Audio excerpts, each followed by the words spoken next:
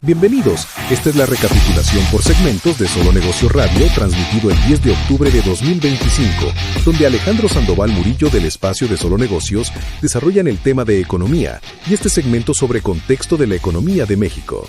Hola, ¿cómo está? Mi nombre es Alejandro Sandoval, esto es Solo Negocios Radio, transmitiendo a través del 1300 de amplitud modulada, al igual que por internet, en Radio Mexicana, Nuestras Noticias 1300 AM, fanpage de Facebook de nuestra estación de radio, y por supuesto en Solo Negocios MX y más tarde en los diversos redes sociales en donde cargamos nuestro programa ya concluido. Y bueno, pues el día de hoy vamos a platicar acerca de la economía y de una serie de datos que en el contexto pues arrojan el estadio de la misma para el caso de México y algunas otras regiones en el planeta, así como se está llevando a cabo una serie de eventos vinculados al reporte del Fondo Monetario Internacional que arroja pues tema relativo a qué opina esta entidad sobre el contexto económico que se vive. Y bueno, pues empezamos con México y en concreto tenemos el resumen de las minutas de la decisión de política monetaria del Banco de México que se llevó a cabo el pasado 25 de septiembre.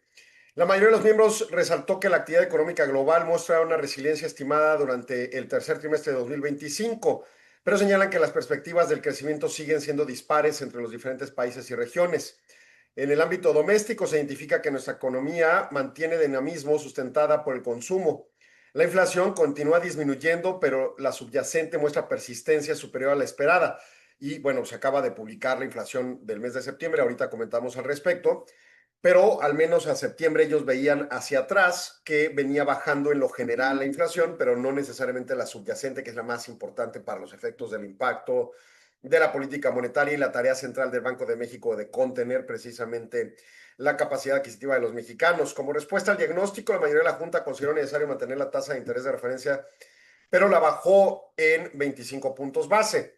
Reafirmó que el balance de riesgo respecto a la trayectoria pronosticada para la inflación en el horizonte se mantiene con sesgo al alza, pero a pesar del sesgo, que es menos pronunciado que el enfrentado entre 2021 y 2024, las presiones e incertidumbres persisten. Y esta es una palabra clave, ¿no? El punto de la incertidumbre.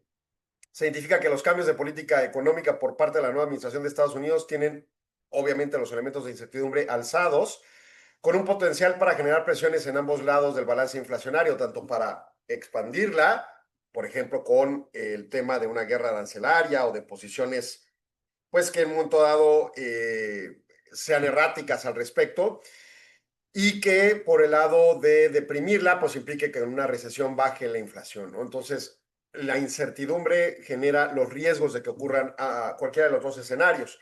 La inflación subyacente tiene persistencia, en el contexto, el balance de riesgos de la trayectoria inflacionaria tiene sesgo alcista.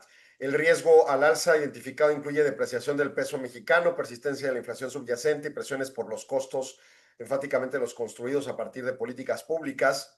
Se mencionan los riesgos a la baja ligados a una actividad económica menor a la anticipada y un menor traspaso de aumento de costos.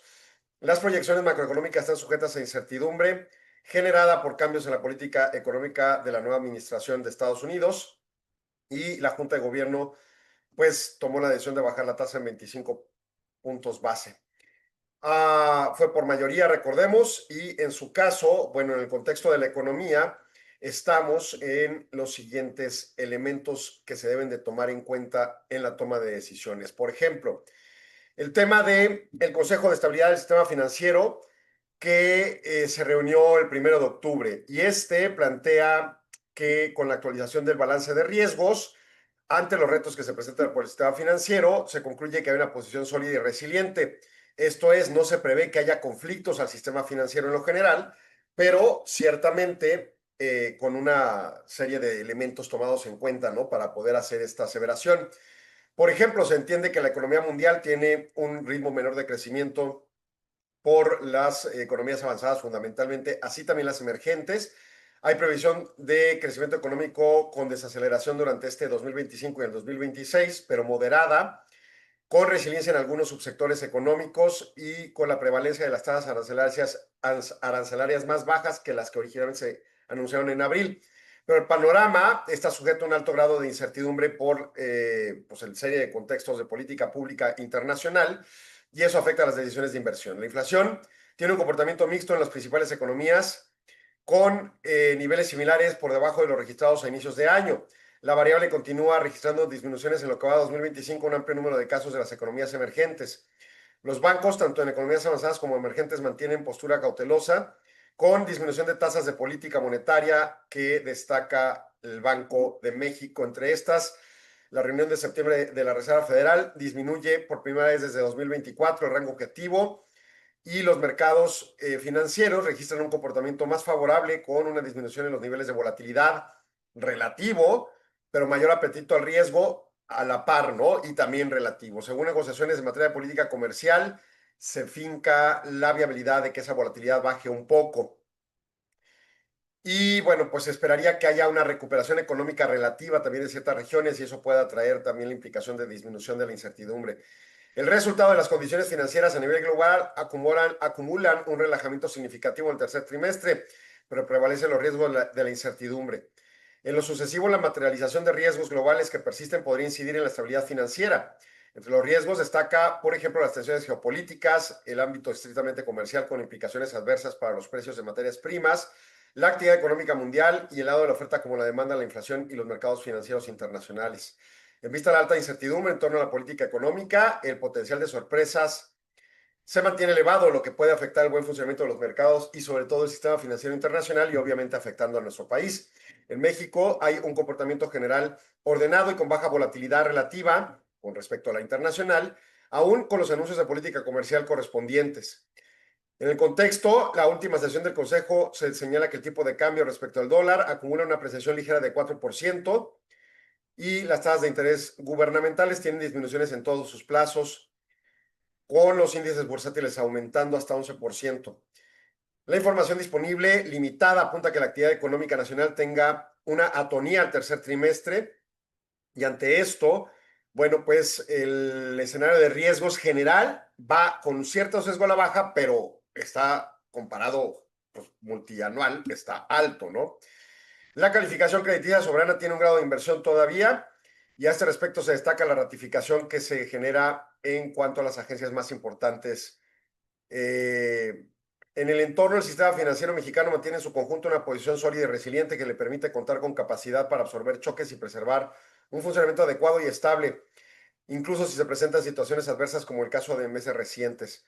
Esto en base a que la banca comercial cuenta con niveles de capital y liquidez que cumplen los requerimientos regulatorios. Se presentan escenarios macroeconómicos que la autoridad utilizará como marco de evaluación ante la suficiencia de capital en las entidades para enfrentar la materialización de riesgos económicos vigentes.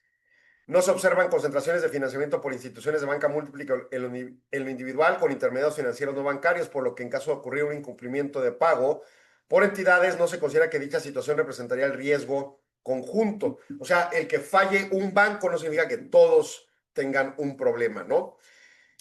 Y bueno, pues el consejo actualizado sobre la exposición del sector externo, se concibe que hay un tema de los activos denominados en pesos que aumentan en lo que va a 2005, así que se compara con la sesión anterior, se mantiene relativamente estable esta exposición. Así bien el monto total como correspondientes de las distintas clases de activos se encuentran por debajo de lo registrado al cierre de 2023, los riesgos asociados a la exposición se consideran acotados. Los miembros del Consejo reiteran su compromiso en el continuo y oportuno seguimiento de la evolución del sistema financiero y participantes para, de ser necesario, en el marco de las atribuciones de cada miembro, que son pues las principales dependencias gubernamentales que ahorita comento, se tomen las acciones suficientes para garantizar el adecuado funcionamiento de los mercados. ¿Quiénes pertenecen a este Consejo de Estabilidad del Sistema Financiero? Hacienda, Banco de México, la Subsecretaría de Hacienda y Crédito Público, presidente de Comisión Nacional Bancaria de Valores, Comisión Nacional de Seguros y Fianzas, Sistema de Ahorro para el Retiro y del IPAB.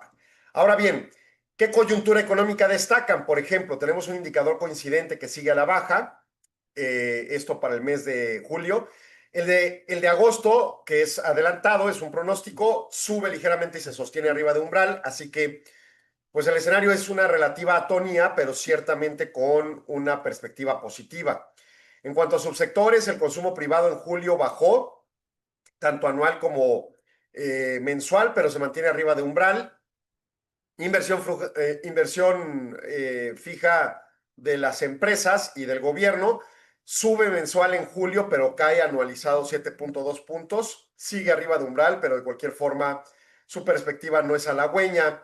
Está sumamente estancada. Hay algunos rubros particulares en maquinaria y equipo que despuntan en julio, pero no necesariamente la general que pueda aliviar el impacto negativo que provoca la parte de inversión al Producto Interno Bruto. En confianza del consumidor cae tanto anualizado como mensual y persiste por debajo de umbral. Bueno, pues ese siempre está por debajo de umbral, pero lo cierto es que habría mejorado en los años previos, luego cayó, obviamente con la pandemia, mejoró, pero en 2024 se estancó y ahí nos encontramos en un escenario estancado.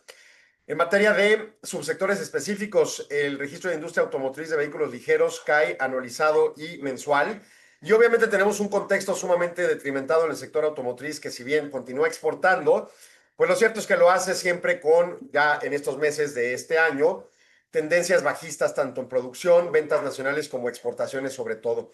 Y uno de los que más preocupan es el de vehículos pesados, que también en su caso trae la implicación de una situación para el mes de septiembre de caídas generalizadas en todos sus rubros que además son sumamente notorias en cuanto a la comparativa del año pasado. Estamos casi un poco menos de la mitad de la producción lograda de las ventas nacionales y de las ventas internacionales. Recordando que también teníamos registros muy altos el año pasado, sobre todo en nacionales, donde ya venía ocurriendo un detrimento en las de exportación. Entonces el contexto, pues difícil. Y en materia de viajeros internacionales, ahí sí hay datos positivos. La parte turística, si bien tiene algunos rubros negativos, lo cierto es que mejora tanto los dólares que se permean como los de per cápita y que su gasto, bueno, tiene una tendencia positiva, no la más óptima ni con una tendencia sumamente abrupta, pero ciertamente todavía positiva. Bueno, me están llamando a corte, regresamos en segundos, no se vaya, sigan. Agradecemos su atención. Solo Negocios Radio se transmite de lunes a viernes de 4 a 5 p.m. a través de Radio Mexicana 1300 AM de Ciudad Juárez o en nuestras redes sociales. Si gusta ver los siguientes segmentos, el programa completo u otros programas y segmentos, siga indicaciones en el texto adjunto o visite www.solonegocios.mx. Radio Mexicana, nuestras noticias, presentó.